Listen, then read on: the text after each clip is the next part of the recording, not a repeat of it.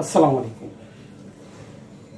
আলোচনা আর সমালোচনার মধ্যে পার্থক্য হলো, যারা আলোচক তারা ভালো মন্দ উভয়টাই পুঙ্খানুপুঙ্খ রূপে সুন্দরভাবে বিশ্লেষণ করে খারাপের দিকটাও তুলে ধরে, ভালোর দিকটাও তুলে ধরে। আর যারা সমালোচক তারা শুধুমাত্র আপনার বাছাই করা খারাপ দোষগুলোকেই সমালোচনা হিসেবে তুলে ধরে, অর্থাৎ তারা আপনার ভালো দিকগুলো দেখতে পায় না। সমালোচকরা হলো শিক্ষিত হয় না, আর আলোচকরা শিক্ষিত হয়। কারণ আলোচনার বিষয়বস্তু নির্ধারণ করে ভালো মন্দ যারা তুলে ধরে তারা অবশ্যই জ্ঞানী। আর যারা শুধু সমালোচনাকে সামনে নিয়ে শুধু দোষগুলাকেই তুলে ধরে তারা হিংসুক এবং তারা স্বার্থান্বেষী মহল।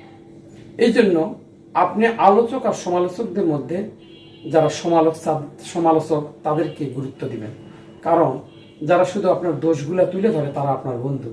কারণ আপনার দোষ আপনি দেখতে পান না, তাই কষ্ট করে যখন আরেকজন আপনার দোষগুলোকে ইন্ডিকেট করেছে, এগুলো যদি আপনি দূর করতে পারেন তাহলে আপনি হবেন সবচাইতে সমাজে ভালো লোক।